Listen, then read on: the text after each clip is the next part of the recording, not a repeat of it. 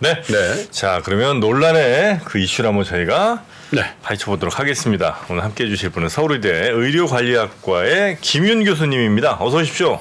안녕하십니까. 어서 오세요, 교수님. 반갑습니다, 네. 교수님. 의료관리학과? 네. 이 어떤 처음 들어봅니다. 의료관리. 네. 의료관리학과는 의과대학에서 이제 의료 정책, 네. 뭐 병원 관리 이런 걸 가르치는 거죠. 그럼 제일 정확한 게스트분이십니다, 오늘. 그렇죠? 네. 네. 의료인들이 어떻게 돼야 되는지까지 아마 연구 많이 하셨을 것 같은데. 네. 근데 의사들이 싫어하긴 하죠. 아, 의사들이라니까? 교수님도 그럼 의사시긴 하십니까? 네, 저도 의과대학 졸업하고 네. 인턴하고 네. 이제 그 임상 레지던트를 하는 대신 네. 의료관리학을 전공한 거죠. 네. 좋습니다. 그때 동기들은 뭐라 그러셨어요?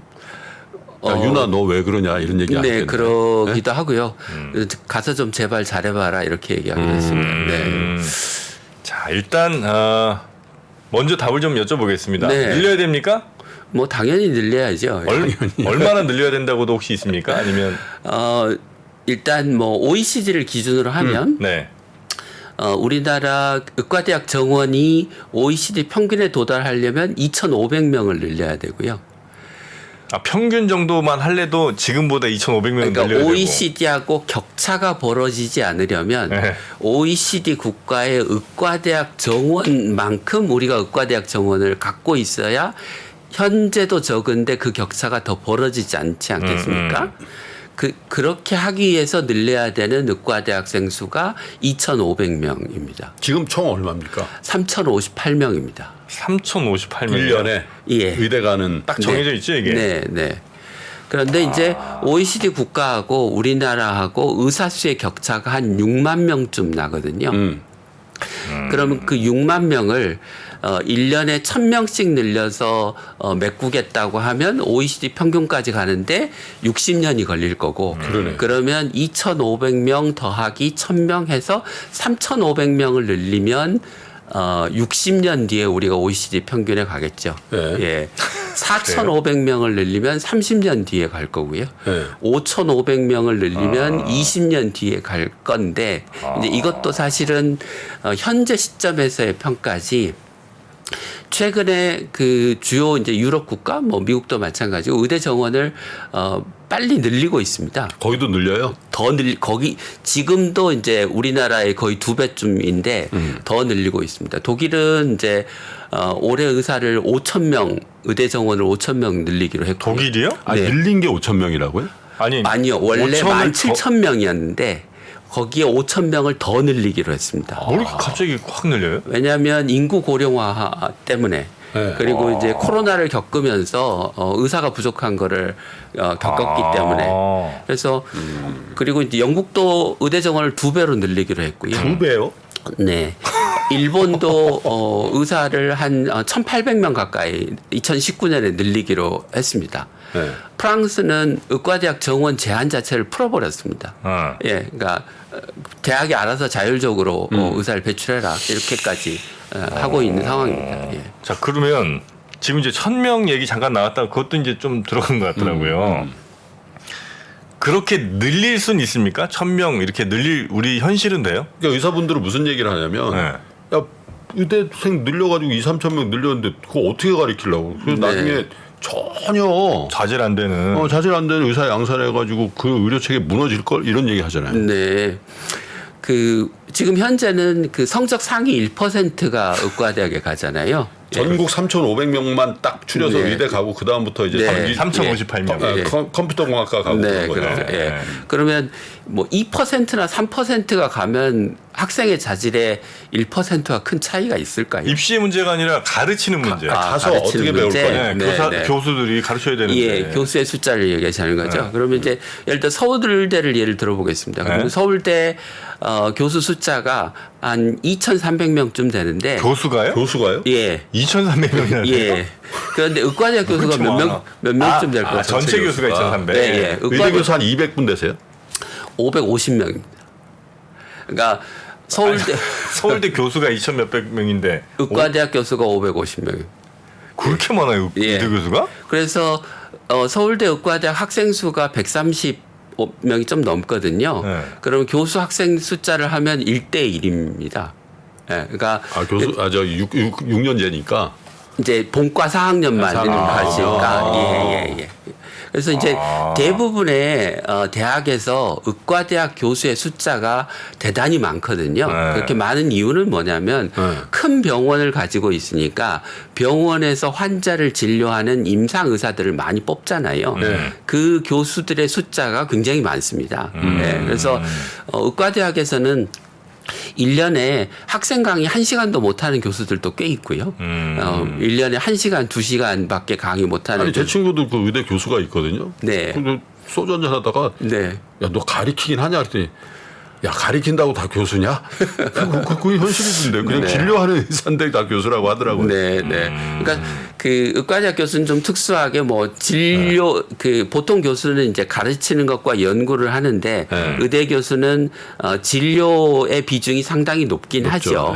그렇지만 숫자가 워낙 많기 때문에 학생들을 가르치는 데는 문제가 없고요. 충분하다? 네, 충분하다고 생각합니다. 물론 이제 저처럼 뭐 기초 교수라고 불리는 뭐 그런 분들도 해부학, 계시고. 생리학, 생화학 하는 교수들은 좀 더 보강될 필요가 있겠죠. 학생 수가 늘면. 네. 그리고 지금 그게 이제 문제가 되는 건 언론에서 뭐 그 주로 의사협회 쪽에서 최근에 이제 정부가 지방대학에 영상의학과 레지던트를 받아라 라고 해서 TO를 줬는데 그 영상의학과 교수가 우리 부족해서 수련을 못한다라고 해서 그 전공의 TO를 반납했다라는 얘기를 했는데요. 그거는 이제 그 지난 정부에서 우리가 MRI 초음파를 건강보험을 적용하지 않았습니까? 그러면서 영상의학과 의사의 몸값이 뭐 2배, 3배로 갑자기 뛰었습니다. 그러면서 대학을 그만두고 개원하는 또는 뭐 이제 소위 그 영상 검사만 하는 그런 센터들이 많이 생겼거든요.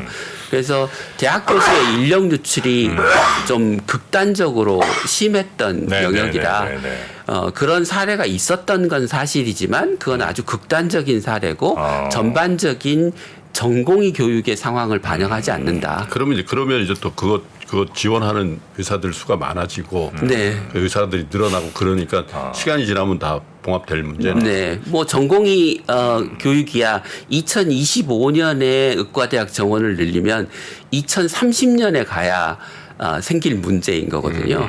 네, 그 사이에 만약에 문제가 있다면 얼마든지 해결할 수 있는 시간이 뭐 있죠. 여론도 그렇고 지금 교수님 말씀도 그렇고 늘려야 될 것 같긴 한데 의사협회나 이런 데서는 왜 결사적으로 자기 또 몸값 결사적으로 2020년도에 그죠?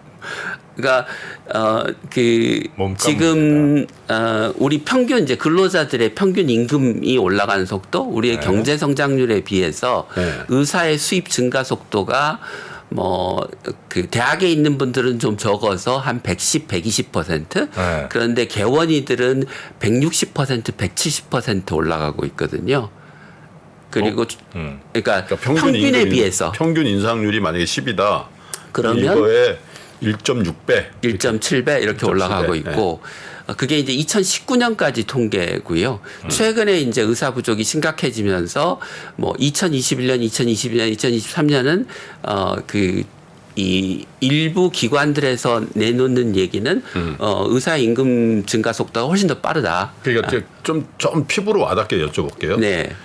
그 대학에서 이제 의사 면허를 따가지고 전공을 마치고 그 일종의 페이닥터라는 용어를 쓰잖아요.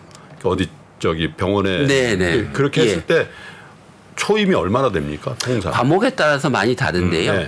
뭐 예전에는 2억에서 3억이었는데 지금은 3억에서 4억 정도라고 그것도 보시면 애프터텍스 아닙니까?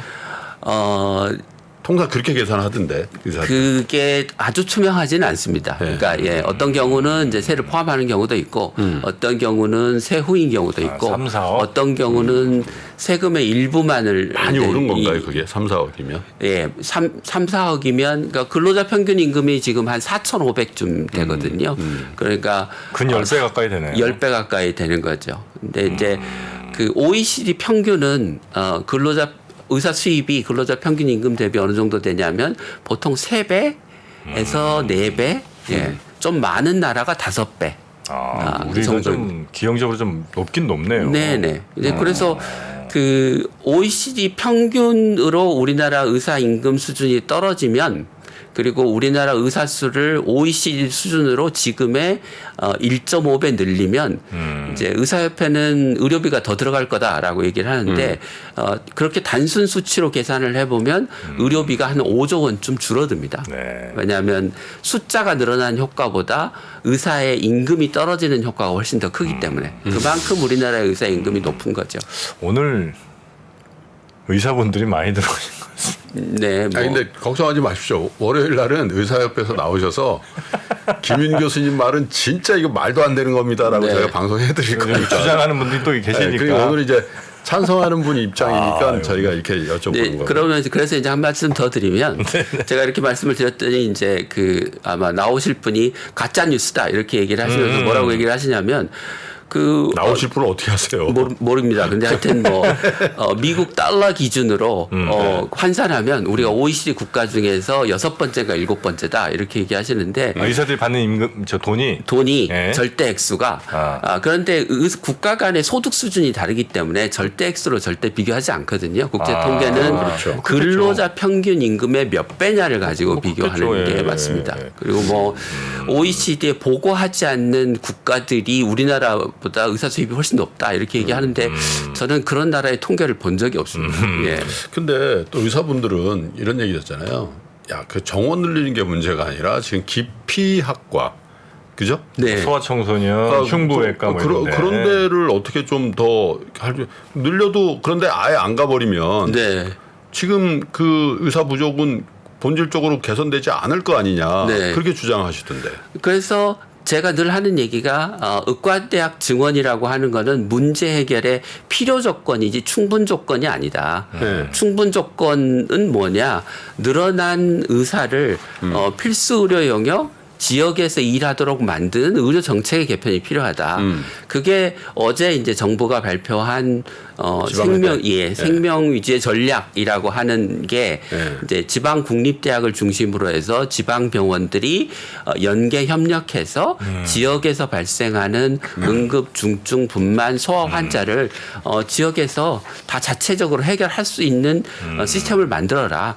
그리고 그렇게 하는데 필요한 지원을 예를 들면 국립대병원이 교수도 더 고용하게 하고 네네. 필요하면 월급도 더 올려주고 필수 의료 분야의 수가도 정부가 더 올려주겠다 재정 투입을 하겠다라고 하는 대책을 발표한 거죠. 근데 또 네. 이제 동네 병원을 이제 소아과라든지 내과 이런 데 가잖아요.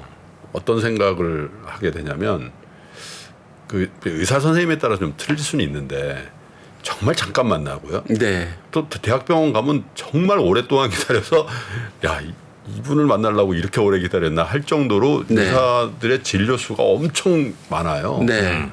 이제 과잉으로 많잖아요. 네. 그래서 이게 수가가 낮아서 그런 거다. 네. 수가가 리저너블 하면 더 많이 봐주고 이렇게 할 텐데 수가가 낮아서 그 병원 유지하려니까 계속 그렇게 하루에 뭐 엄청난 수의 환자를 보잖아요. 네. 근데 그 부분은 의사 수를 늘리면 확실히 개선이 됩니까?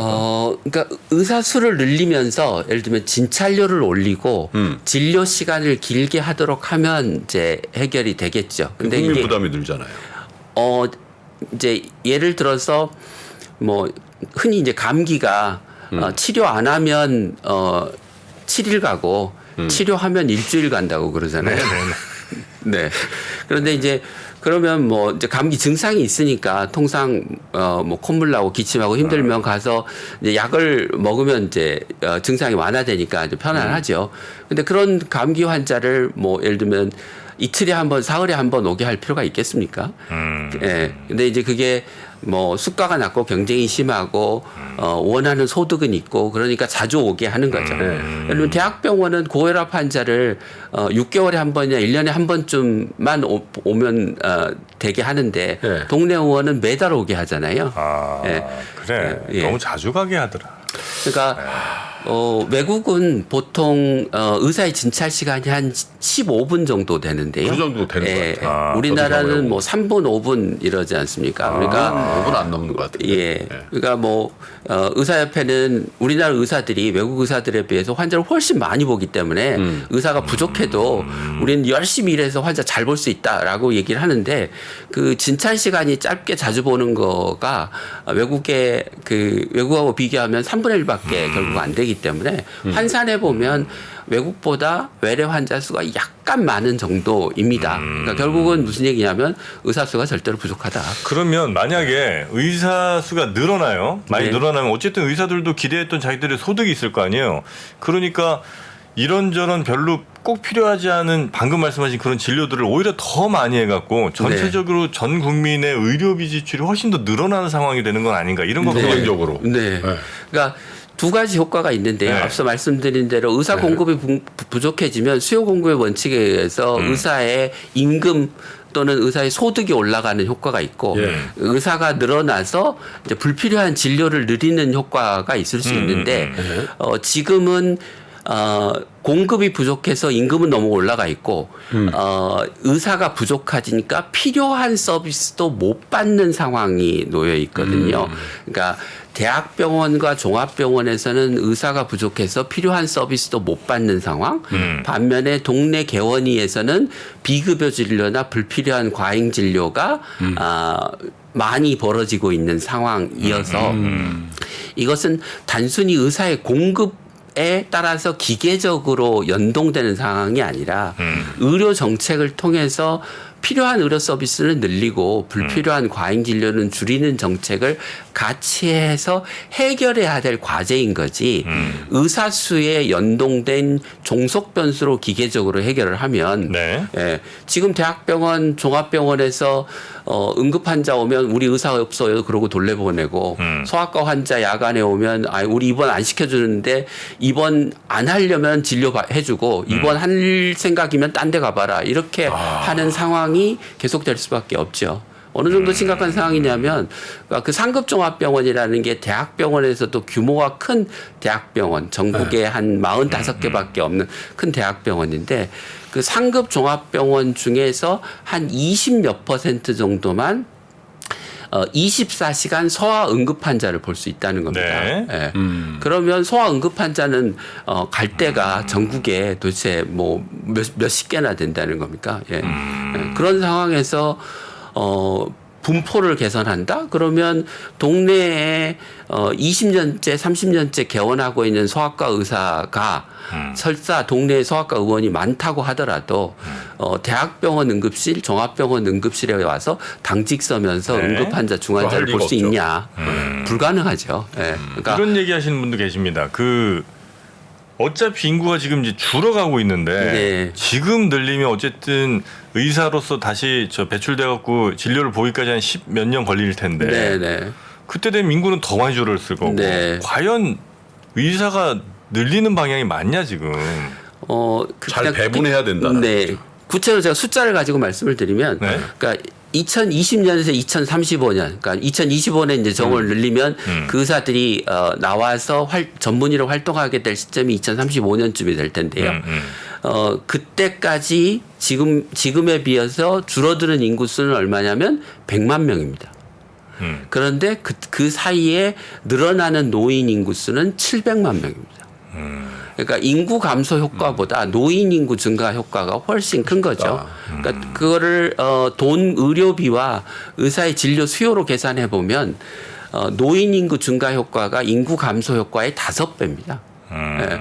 그러면 생각해 보십시오. 그럼 만약에 그렇게 그 인구 감소가 의사 수요에 크게 영향을 미친다고 하면 네. 지금 선진국들이 의사 수를 그렇게 늘리는 거는 다 바보짓이 되는 거죠. 예. 그러면 영국, 독일, 프랑스, 일본 다 이 좀 천하의 멍청이들이 앉아서 의료 정책을 하고 비슷하게 있다는. 노령화되고 있는데 근데 이제 뭐 정부도 그렇고 이제 의사 수가 절대 부족한 특히 지방 그죠? 지방 국립대 의대 수준을 서울의 뭐 빅5에 준하게 뭐 이런 헤드라인이 잡히더라고요. 네.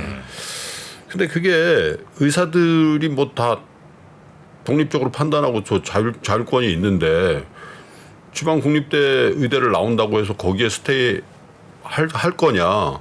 난 그래도 경쟁력이라도 서울에 가서 서울의 8학군 가서 내가 개원하고 네. 자식교육이나 뭐 이런 거 다 한다. 네. 그래서 늘려보니까 또 서울 수도권에만 집중되고 또 여전히 거기는 그럴 수도 있는 거 아닌가요?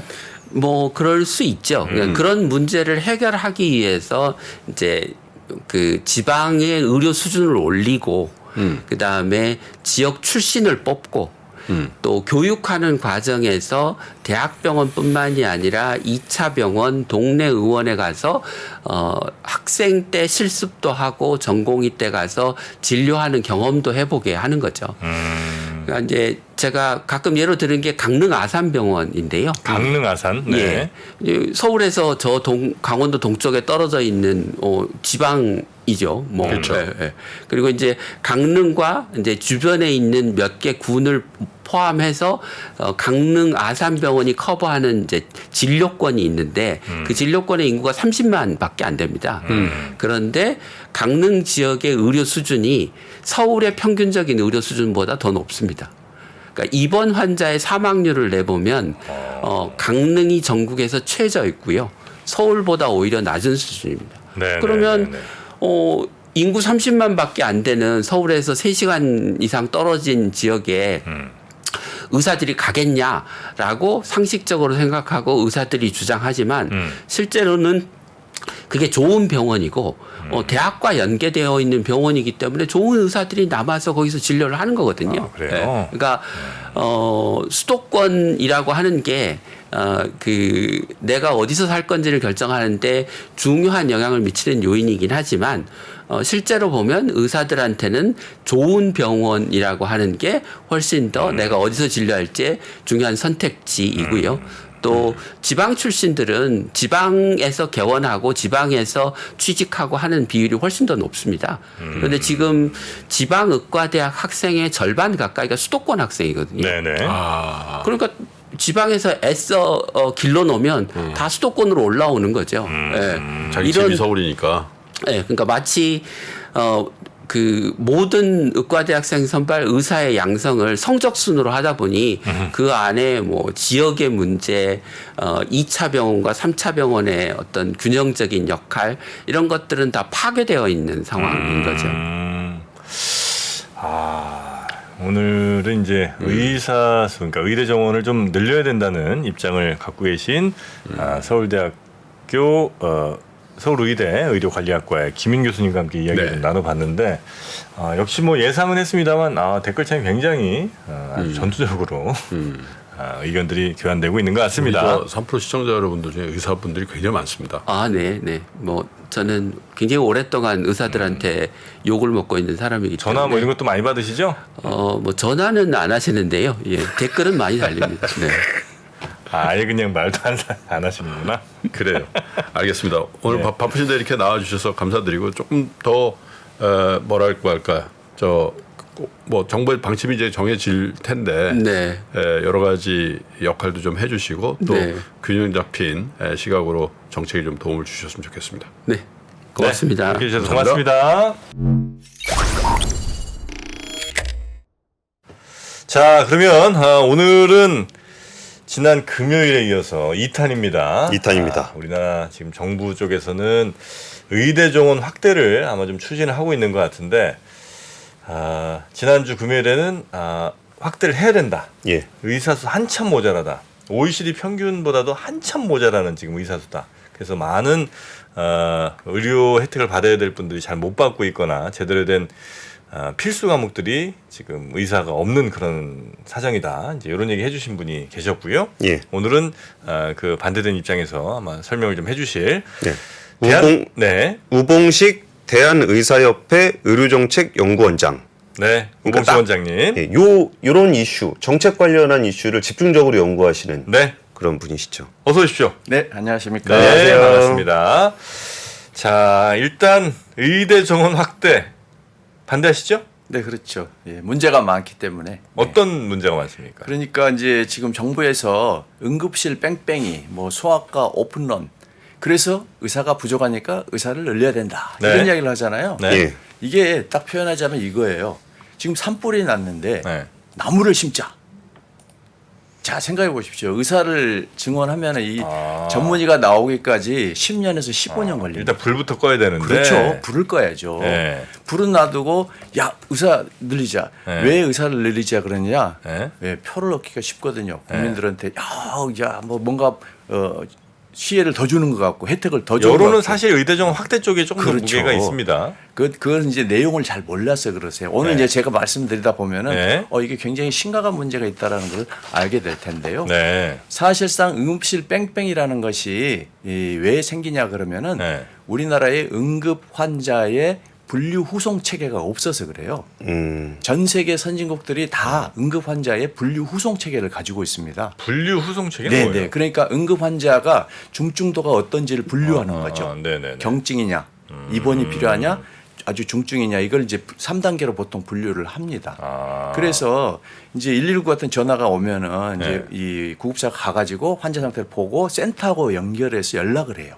그래서 환자 상태를 이제 정확하게 판단하고 경증 같으면은 이제 뭐 동네 의원에도 야간에 이제 응급실 하는 데 있으니까 그쪽으로 가시오. 당신은 아무리 봐도 입원이 필요할 것 같아. 그러면은 중소병원 입원하는 데로 가시오. 당신은 좀 심해서 충분히 검사가 필요해. 그럼 종합병원 대학병원으로 가야 가는 된다. 거죠. 근데 우리나라도 과거에 이 시스템이 있었어요. 네. 그러니까 이 1339 전화번호라고 혹시 뭐 기억하시는 1339. 분도 계실 거예요. 네. 뭐 명절 때 1339 전화 와서 옛날에 그런 광고도 했거든요. 네. 그게 뭐냐면 119로 바뀌지 않았습니까? 그렇죠. 예, 예. 그게 2012년에 바뀐 거예요. 왜 바뀌었냐? 119법이 통폐 이제 개정되면서 1339고 119를 통합했는데 1339가 어떤 기능을 하는 거냐면은 옛날에 이제 공중보건의사라고 군대 대신 가는 의사들이 환자 전화 오면은 전화 받고 환자분은 지금 뭐 내일 외래로 가도 됩니다. 이렇게 다 구분을 해줬어요. 근데 그 시스템이 없어지니까 이제 119 전화하면은 119에서는 그걸 판단을 못 하는 거예요. 소방서니까. 그냥 무조건 그냥 다 그렇죠. 똑같이 그래서 그냥 무조건 치고 간다. 가는데 겁나니까 대학병원에다가 그냥 짐 델리버리 운반하듯이 택배하듯이 대학병원으로 다 가니까 지금 현재 대학병원에 응급 환자가 아닌 비응급 환자가 응급실의 86%예요.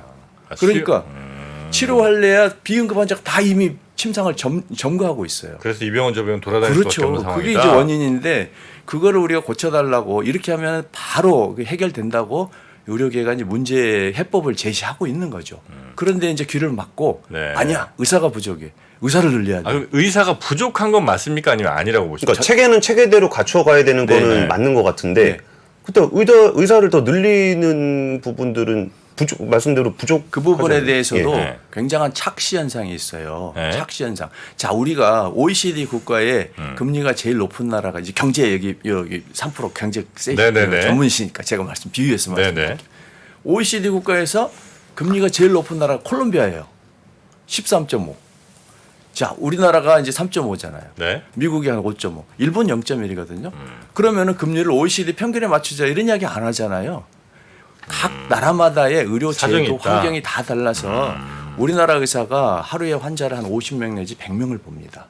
그런데 유럽의 의사들은 하루에 10명에서 20명 정도 봐요. 네네네. 그러니까 그런 차이가 굉장히 있기 때문에 의사 한 명이 얼마를 봐야 되고 얼마가 필요한지가 너무 달라요. 그래서 그런 거를 일괄해서 뭐 OECD 숫자로 말하기 어렵다는 거죠. 이제 50명, 100명 본다는 건 그만큼 환자 대비 의사가 적다는 얘기니까. 그러니까 의사 수를 좀 늘리면 네. 그렇게 막 1, 2분 가서 1, 2분 안녕하세요. 어디 아프세요? 저 네. 가서 약 타세요. 뭐 이른바 이런 건 안 라고 하고. 생각을 칠 수 있죠. 네. 라고 바로 네. 그 부분이에요. 예? 그렇게 하면은 비용이 올라가겠죠. 아. 자, 이게 지금 3분 진료를 하니까 우리가 동네 의원 가면 3,000원 내잖아요. 네. 소아과는 600원 내요. 600원이 세상에 말이 됩니까? 이 지하철 표값도 그 정도는 안 하잖아요. 그런데 그 비용을 이제 2만 원, 3만 원, 유럽은 다 그렇게 내거든요. 본인 부담이 늘어나는 게 확 늘어나요. 본인 부담이라는 건 내가 직접 병원에 내는 돈? 그렇죠.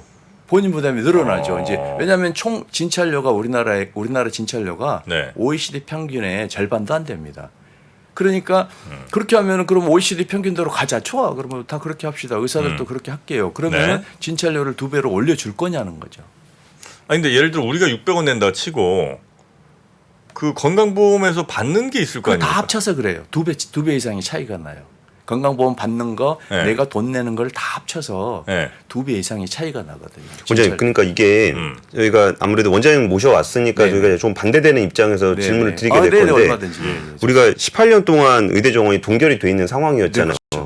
우리나라가 이제 사람들이 좀 더 잘 살게 되고 하면서 의료 수요가 늘어난 건 사실이잖아요. 그렇죠. 예. 그러면 의료 시장은 늘어났는데, 그러니까 여기에 의료 쪽에 들어가는 돈은 많아졌는데 의사 수 정원은 늘어나지 않았다라는 거는 평균 의사당 벌어들이는 돈은 더 많아졌다는 거잖아요. 그리고 반대로 지금 원장님 말씀하신 거는 그럼 의사 숫자 많아지면 원래 평균당 받던 거는 유지가 돼야 되고 늘어나는 것만큼 더 받아야 돼. 그러니까 돈 내. 지금 이 얘기를 하시는 거잖아요. 꼭 그렇지가 않고요. 예. 의사 숫자가 지금 적게 늘어난 것은 아니고 우리의 시스템의 체계에 봐서는 저희가 이제 비슷한 체계를 갖고 있는 나라가 미국하고 일본이에요. 의료 체계가. 네. 이제 일본이 이 노인 인구가 30%입니다. 지금 우리나라 18% 좀 넘죠. 네. 일본이 지금 의사 수가 1000명당 2.6명이고요.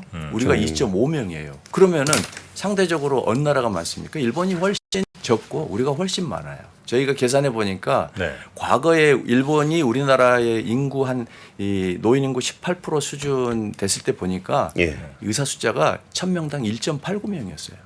그러니까 오. 전체 인구당? 그렇죠. 인구 1000명당. 전체 인구 1000명당 그렇죠. 1.9명. 1.9명. 그러니까 지금 그 일본하고 비교해 보면은 우리가 훨씬 많잖아요. 지금. 우리나라는 지금 저 한의사 빼면은 1.9명이잖아요. 한에서 빼면은 한 2.1명 돼요 지금. 아, 그래? 뭐 통계 따라 좀 뭐 다른 것 같긴 아니, 합니다. 그걸 뭐 정확한 거. 아, 그렇습니까? 일본보다는 많네요. 그렇죠. 예. 그러니까 그 한의사를 빼도 현재 많아요. 그 통계가. 그래서 2.1명. 네, 그 정도 됩니다. 그래서 네. 그러면은 그 숫자가 그렇게 이제 단순히 숫자 아까도 제가 말씀드렸듯이 금리가 각 나라가 다른데 평균 금리로 맞출 거냐는 거죠. 그건 아니거든요. 각 나라마다 제도가 다르고 네. 그리고 이제 저희가 그 국제기관에서 연구 보고서를 막 내서 부족하다고 했잖아요. 예, 예. 제가 그 연구 보고서는 한마디로 말해서 총체적 부실이에요. 신뢰할 수가 없어요. 이 연구 보고서 내용 자체가 네. 의사가 부족하다는 것을 이제 부풀리기 위해서 일단은 의사들이 보통 우리나라에 한 246일 연간에 일합니다. 네. 근데 공무원들 일하는 226일로 계산했고요. 그리고 또 의사들 중에서 하루에 80시간을 일하는 전공이라고 있어요. 15,000명이 됩니다. 네. 이 인력은 다 빼버렸어요. 그러면은 80명, 15,000명이 80시간 일하면은 2배로 치면은 3만 명이 있는 거잖아요. 그리고 나서 의사가 2만 명이 부족하다 그러면은 그 말이 안 되는 이야기죠. 그 말이 안 되고 그리고 의사도 생산성이 이제 계속 시간이 지나면서 늘어납니다. 기술과 뭐 장비나 이 발전에 의해서. 네. 좀 있으면 AI가 도입되면은 AI를 활용해서 더 많은 환자를 볼 수도 있고 더 빨리 진단할 수도 있어요. 네. 그런데 그렇게 이제 왜곡을 잔뜩 해가지고 의사 수를 특정 과거 특정 시점에 생산성을 고정시켜 놓고 이제 보기 시작하는 거죠. 그러면은 이게 방향성을 딱 제시한 왜곡된 그 연구라고 볼 수밖에 없고 근데 그런 좀 연구를 전에 믿을 수가 없는 거예요. 80시간 말씀하셨는데 네. 그런 분들은 좀 일을 줄여드려야 되는 거 아니에요? 80시간이면 너무 과로하시잖아요. 그거는 전공의 법에 의해서 이제 정해져 있고요. 과거에는 100시간 이상을 했어요. 그래서 막 사망자가 생기고 지금도 법으로는 80시간을 이제 하고 있는데 저희들이 실태 조사해 보면은 훨씬 더 많이 일을 합니다. 아니, 그 의사 수를 좀 늘려서 한 60시간이든 뭐 50시간이든 주당 그래도 인간이 할 수 있는 일의 한계가 좀 있을 텐데. 네네네. 그건 그렇죠. 의사 수 늘리는 게 오히려 거기에 더 맞는 정책 그러면 아닙니까? 전공의를 많이 의사를 늘리면 많이 나왔어요. 네. 그다음에 이제 배출된 전공의가 또 뭘 하겠습니까? 전문의가 배출돼서 의사를 개원하겠죠. 하겠죠. 과도하게 경쟁하겠죠. 네. 경쟁을 해서 막 환자를 더 보려고 하고 수입을 이제 유지해야 되니까 그러면은 결국은 의료비 폭탄으로 오게 되는데 건보료 폭탄으로 온다는 거죠. 아, 우리 결국은 국민들이 되돌아오는. 부담해야 될 의료비 더 늘어난다. 그런 이제 연구 보고서가 있어요. 의사 수는 의료비와 정비례한다. 이제 과거에 미국에서요. 네. 이 의사가 없어가지고 6, 70년대 한 80년대 초반까지는 그 외국에서 의사들을 많이 받아들였어요. 네. 당시에 우리나라에서 이 제일 똑똑한 분들, 뭐 서울대 나오고 뭐 연대 나오고 이런 분들 중에서도 상위권이 다 미국 갔어요. 너무나 이제 대우가 좋으니까. 그래서 받아들여 보니까 이 의사 수가 늘어나면서 불필요한 검사, 처방 이게 엄청 늘어나서 의료비가 폭증을 한 거예요, 미국에서. 미국에서 80년대 이후에 더 이상 해외 의사를 그렇게 막 받아들이지 않습니다. 미국도 의사 숫자가 2.6명이에요. 1000명당. 근데 원장님 이 부분에서 그 의사 수가 늘어나면은 이제 과잉 진료를 하게 된다라는 말씀이신 건데 그거는 의사들이 비윤리적이다라는 거를 전제로 말씀을 아니요. 하시는 건가요? 비윤리적인 게 아니라 그게 인간의 속성인 거죠. 경제학에서 세이 법칙이라는 게 있잖아요. 네. 공급이 수요를 수요를 창출한다. 창출한다. 그것이 의료에서 가장 잘 적용이 돼요. 그래서 그것을 유인 수요 효과라는 용어로 의료에서는 이제 말이 이제 그게 용어가 있습니다. 네. 왜 그러냐? 의사가 이제 일각에서 그래요. 아, 의사 수 늘리면은 변호사 봐. 변호사 늘리니까 많이 떨어졌죠. 수임료 떨어졌잖아. 그거는 굉장한 오해고 착각이에요. 왜냐면은 우리가 변호사 소송을 할 때 변호사비는 다 내 돈을 내잖아요. 네. 500만 원 과거에 기본 수임료가 500만 원에서 지금 300만 원으로 줄었습니다. 대략. 그러면은 경쟁이 돼서 줄을 것 가격이 같지만은 떨어지는데. 네, 의사는 그렇지 않아요. 건강보험이라는 강력한 할인 제도가 있어요. 예. 내가 실제로 돈이 이제 지불해야 될 돈이 10만 원인데 그걸 만 원, 2만 원에 해주는 거죠. 나머지 그러니까 돈은 이제 나라가 대주고. 그렇죠. 네. 건강보험에서 남의 돈을 쓴다고 생각하고 마구 쓰는 거예요. 실제로 그런 이제 모럴 해저드가 발생이 되는데요. 그게 의사 윤리하고 아무 상관이 없어요. 실제 우리나라에 이제 건강보험 이 1년간에 총 내는 비용이 580만 원만 내면은 건강보험 상한제가 본인 부담 상한제. 네. 그 이상은 돈이 안 나옵니다. 아무리 부자라도. 그렇죠. 아무리 네. 부자건 가난하건 돈이 안 나오는데 생각해 보면 한 달에 한 50만 원 되잖아요. 그쵸. 그리고 그 돈을 내면은 내가 이제 부모님을 어디 그냥 집에 혼자 계시게 하는 것보다 병원에 입원하는 게 훨씬 더 효율적이죠. 치료도 해주고 밥도 주고 다 해주니까. 네. 그래서 그 돈 지금- 이상은 안 낸다 이거죠? 그렇죠. 아무리. 예, 안 냅니다. 그래서 지금 우리나라가 심각한 남용이 이제 생겨서 문제인 나라가 됐어요. 그러니까 이 우리나라의 그 병상 수가 OECD 최고거든요. 네. 이 인구 1000명당 12.7병상이에요. 일본보다 더 많아요. 의사 수는 적은데 병상 수가 많다는 거는 한 사람이 의사당 병상이 그만큼 많이 관리를 한다는 그렇죠. 거예요? 그다음에 외래 진료 수도 우리나라가 세계 최고입니다. 11년간에 17.2회를 하고 있어요. OECD 평균이 6.8회예요. 그러면은 이 현상을 왜 생기느냐? 이렇게 세계 각국이 의료의 자원은 이제 유한합니다. 한정돼 있어요. 만약에 계속 퍼주면 의료비로 이제 늘어나는데요. 실제 우리나라 이제 보건 의료비가 이 작년에 OECD 평균을 돌파했어요. 9.7%. 그 OECD 평균이 9.3%. 전 세계 이 경상 의료비가 2014년도에 8.9%에서 작년에 9.3% 그러니까 네. 완만하게 증가되고 있어요. 8.7%에서. 근데 우리나라는요. 6%에서 거의 지금 9.7%가 됐으니까 무서운 속도로 지금 올라가고 있죠. 예. 그게 이제 의료 전달 체계가 없어서 그러는데요. 의료 전달 체계 좀 용어가 어려운데 쉽게 말해서 의료 이용 체계. 네. 이용을 이제 억제하는 체계예요, 사실상. 너무나 계속 퍼주기를 하면 이제 비용이 생기니까. 네네. 그래서 이용을 억제하고 유럽 같은 데는 주치 제도가 있잖아요. 주치. 그래서 그 사람을 보지 않으면 아예 진료 자체를 못 봅니다. 주치 보기도 힘들더라고요. 그러니까 근데. 그렇죠. 바로 그거예요. 네. 그것은 의료 이용을 억제하기 위해서 이제 그렇게 해놓고요. 이제 다 모든 나라가 그렇습니다. 근데 우리나라는 자유롭게 보기에 놔줬어요. 그게 일종의 이제 포퓰리즘이죠. 그냥 퍼주기야, 퍼주기, 네, 막 네, 퍼주기. 그러면은 그거는 바로잡지 않고 계속 늘려 계속 늘리면 결국 터지는 거죠. 그럼 지금 현재 상황에서 의사들 보기가 외국처럼 약간 좀 힘들어지는 그래서 가끔 보더라도 조금 오래 보는 요 시스템으로 가는 거는 바람직하죠. 바람직하다고 그러려면 보시는 거예요? 제도를 바꿔야 되는데 네. 제도를 바꿀 생각은 전혀 없는 거죠, 정부가. 그러니까 뭐 저희가 정부는 아니니까 정부 입장을 옹호해줘야 될 필요는 없는데 네. 뭐 예를 들어서 저런 부분은 좀 어떻게 보세요? 이제 기피 학과들이 좀 있잖아요. 네네. 근데 뭐 소아 청소년과 네. 산부인과 그러니까 이런 의의 정원은 그대로야. 그렇죠. 근데 기피학과를 더 안 가니까 기피학과는 줄었어. 네. 그리고 뭐 피부과, 한과 뭐 이런 쪽은 많이 늘었어. 그러면 실제로 우리가 부족하다고 얘기하는 여기는 네. 점점 줄어든 거잖아요. 그렇죠. 당연하죠. 그럼 이 부분은 어떻게 제가 이제 해결해야 돼요? 비유하자면은 이제 벚꽃 지는 순서대로 지방대가 망한다 그런 표현이 있잖아요. 남쪽부터. 네, 그러니까 필수 과목이 딱 그거예요. 그러니까 필수 의료 분야라고 말하는 거, 네. 생명을 다루는. 근데 그 필수 의료 과목 중에서 이미 진 과목이 흉부외과예요. 흉부외과는 이미 거의 이제 전공의 자체를 지원을 안 합니다. 왜? 우리의 이 산전 이제 검사나 뭐 이런 거 하잖아요. 모니터링. 네네네. 이 너무 잘 돼가지고 선천성 심장 질환이나 이런 게 줄었어요. 아, 그러니까 일단 예, 예. 예. 그 질병의 역학이 변한 거죠. 그 다음에 이제 소아 청소년과도 마찬가지로 저출생이에요. 너무 0점 서울은 0점 지금 한 5, 6 되는 것 같더라고요. 네네. 그 정도면은 소아과는 뭐 희망이 없는 거예요. 그래서 소아과 전문의가 부족한 게 아니고 소아과 전문의는 넘쳐납니다. 넘쳐나는데 아무리 해도 소아과 진료라는 게 뭐 다 건강보험이 되니까 숫자를 많이 봐야지 겨우 유지가 되는데 안 오는 거예요. 그래서 이제 폐업을 하고 다른 과로 이제 돌리고 그게 바로 이제 하다 보니까 소아과 자체가 없어져서 오픈런이 생기는 그런 현상이 생긴 거죠.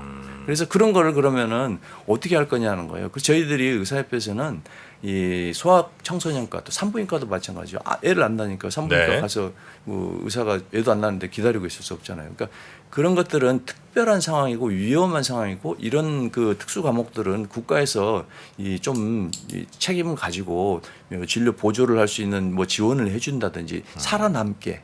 예, 지금은 생존이 불가하니까 생존이 가능하게 제도적인 지원을 해달라고. 혹시 이렇지는 않습니까? 약간 아까 우리 공 기자님 말씀이랑 좀 겹치는 부분 좀 있는데 예를 들면 예전에는 이과 저과 뭐 다 이제 돈 비슷비슷하게 이제 버는 그런 상황에서 어느 날 갑자기 성형외과, 피부과, 안과 이쪽이 돈을 확 많이 버니까 예.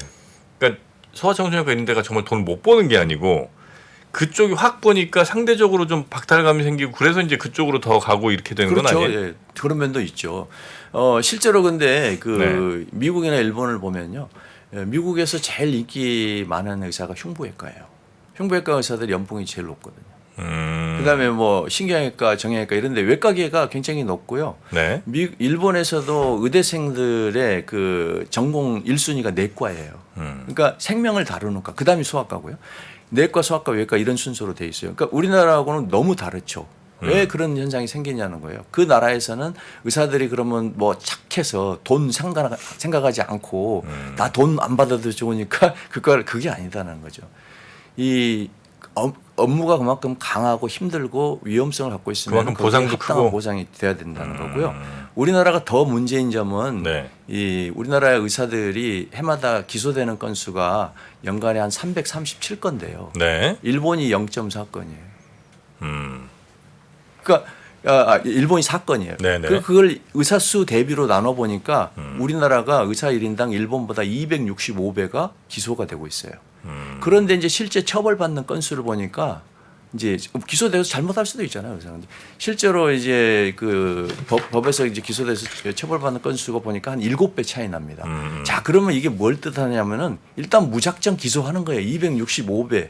그다음에 그중에 실제로 죄가 되는 거나 극히 적다. 그러니까 이런 상황에서 뭐 내가 정말 최근에 외과 의사 한 분이 그런 케이스가 있었어요.